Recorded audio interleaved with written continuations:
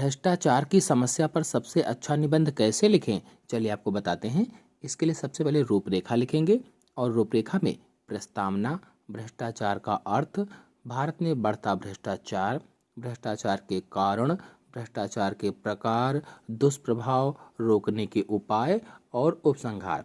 फिर पहली हेडिंग डालेंगे प्रस्तावना और लिखेंगे भ्रष्टाचार एक ऐसा जहर है जो देश, संप्रदाय, समाज और परिवार के कुछ लोगों के दिमाग में बैठ गया है। यह दिन प्रतिदिन बढ़ता ही जा रहा है, जिसके कारण हमारे देश की हालत खराब होती जा रही है।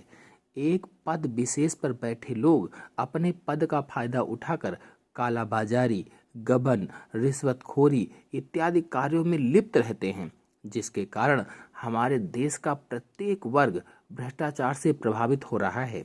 भ्रष्टाचार दीमक की तरह धीरे धीरे हमारे देश को खोखला करता जा रहा है। इसके खिलाफ हमें जल्द ही आवाज उठाकर इसे कम करना होगा, नहीं तो पूरा राष्ट्र भ्रष्टाचार की भेंट चढ़ जाएगा। फिर हेडिंग डालेंगे भ्रष्टाचार का अर्थ। भ्रष्टाचार का शाब्दिक अर्थ है भ्रष्ट आचरण, ऐसा कार्य जो अपने स्वार्थ सिद्धि की कामना के लिए किया गया हो, यानी समाज के नैतिक मूल्यों को ताक पर रखकर किया जाता है, उसे ही भ्रष्टाचार कहा जाता है।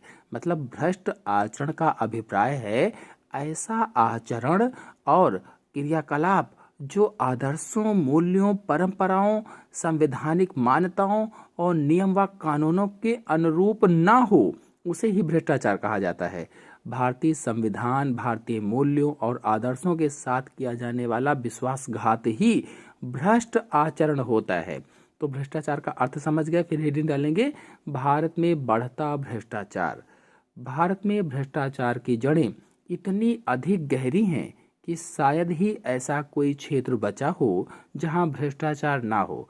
राजनीति तो भ्रष्टाचार का पर्याय बन गई है। आज भारत में भ्रष्टाचार हर क्षेत्र में बढ़ रहा है।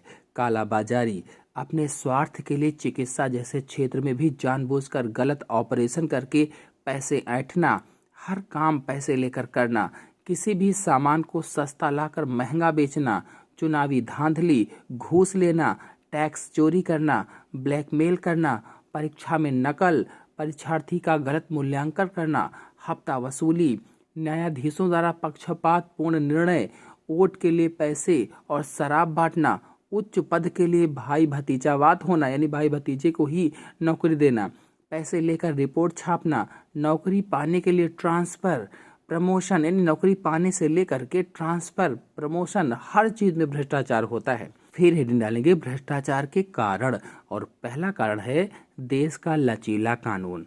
यानी भ्रष्टाचार होने का मुख्य कारण देश का लचीला कानून है।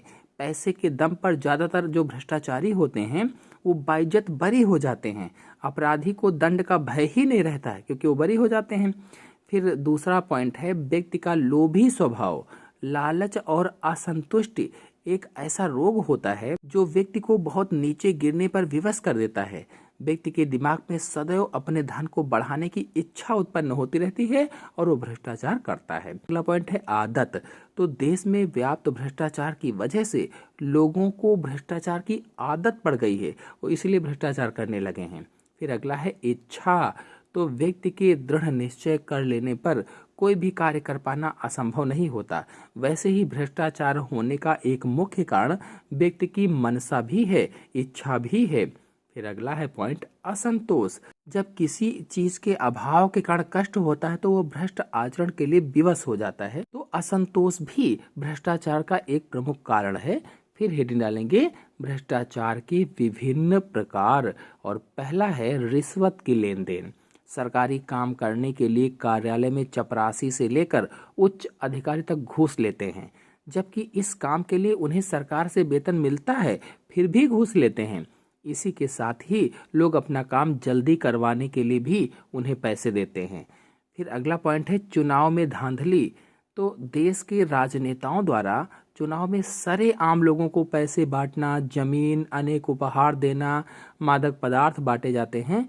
इस तरह से राजनीति भ्रष्टाचार में आता है। फिर अगला पॉइंट है नागरिकों द्वारा टैक्स चोरी। तो लोगों द्वारा टैक्स देने के लिए हर देश में एक निर्धारित पैमाना होता है, लेकिन कुछ लोग सरकार को अपने आय का सही विवरण नहीं देते हैं और टैक्स की चोरी करते हैं। यह भ्रष्टाचार की श्रेणी में ही आता है। फिर अगला है शिक्षा तथा खेल में घूसखोरी। तो शिक्षा और खेल क्षेत्र में घूस लेकर लोग अयोग्य लोगों को सीटें दे देते हैं और मेधावी व योग्य उम्मीदवार सीटें नहीं पाते हैं, बैठे रह जाते हैं। इस तरह से समाज के अन्य जगहों में भ्रष्टाचार होता है, चाहे वो राशन में मिलावट को लेकर हो, चाहे अवैध मकान निर्माण को लेकर हो, अस्पताल तथा स्कूल में फीस को लेकर हो। फिर अगली हेडिंग डालेंगे भ्रष्टाचार के दुष्प्रभाव। तो पहला पॉइंट है इसमें, भ्रष्टाचार के कारण हमारे देश का आर्थिक विकास रुकता जा रहा है।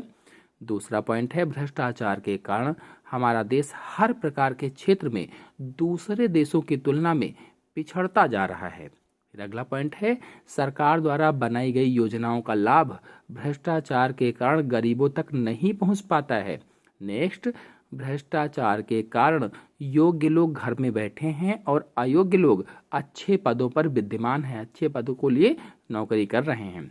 फिर अगला पॉइंट है, भ्रष्टाचार का रोग सरकारी और गैर सरकारी संस्थाओं में इस तरह से फैल गया है कि आम आदमी को अपना कार्य करवाने के लिए बड़े अफसरों, नेताओं को घूस देनी पड़ती है। फिर अगला पॉइंट है, भ्रष्टाचार के कारण कालाबाजारी को बढ़ावा मिलता है, कम कीमत के सामान को ऊंची कीमत पर बेचा जाता है। फिर अगला है, भ्रष्टाचार के कारण अनेक परियोजनाएं तो अधूरी रह जाती हैं और सरकारी खजाने का करोड़ों रुपया व्यर्थ चला जाता है। फिर हेडिंग डालेंगे भ्रष्टाचार को रोकने के उपाय। पहला उपाय है भ्रष्टाचार के विरुद्ध सख्त कानून बनाना। तो हमारे संविधान के लचीलेपन के वजह से अपराधी जो होते हैं, अपराधी को दंड बहुत अधिक भय उसका नहीं रहता है दंड का, इसीलिए भ्रष्टाचार के खिलाफ सख्त कानून बनाने की आवश्यकता है। फिर अगला पॉइंट है, कानून की प्रक्रिया में समय का सदुपयोग। तो कानूनी प्रक्रिया में बहुत अधिक समय नष्ट नहीं किया जाना चाहिए, क्योंकि अधिक समय मिलने से भ्रष्टाचारी को बल मिलता है। फिर अगला पॉइंट है, लोकपाल कानून की आवश्यकता। तो लोकपाल भ्रष्टाचार से जुड़े शिकायतों को सुनने का कार्य करता है, इसीलिए देश में फैले भ्रष्टाचार को दूर करने के लिए लोकपाल कानून अवश्य बनाना चाहिए। और इसके अतिरिक्त लोगों को जागरूकता फैलाकर, प्रशासनिक कार्यों में पारदर्शिता बनाकर, अपने लोगों का सरकार तथा न्याय व्यवस्था के प्रति मानसिकता में परिवर्तन करके वह सही उम्मीदवार का चुनाव करके हम भ्रष्टाचार को रोक सकते हैं। फिर अगला पॉइंट है उपसंहार। तो आज भ्रष्टाचार हमारे देश तथा भारत में पूरी तरह से फैल चुका है। भारत में आज लगभग सभी प्रकार की कंपनियां, बड़े कार्यालय, अच्छी अर्थव्यवस्था होने के बावजूद भी भारत पूरी तरीके से विकसित होने की दौड़ में पीछे है। इसका सबसे बड़ा कारण भ्रष्टाचार है। आज भ्रष्टाचार कुछ इस प्रकार से भारत में बढ़ चुका है कि कहीं कहीं तो भ्रष्टाचार के बिना काम ही नहीं होता है। अगर हमें भ्रष्टाचार को जड़ से समाप्त करना है तो राजनेताओं, सरकारी तंत्रों और जनता को साथ मिलकर इसके खिलाफ लड़ना होगा। तभी इस भ्रष्टाचार रूपी दानव से अपने देश को बचाया जा सकता है। जय हिंद, जय भारत।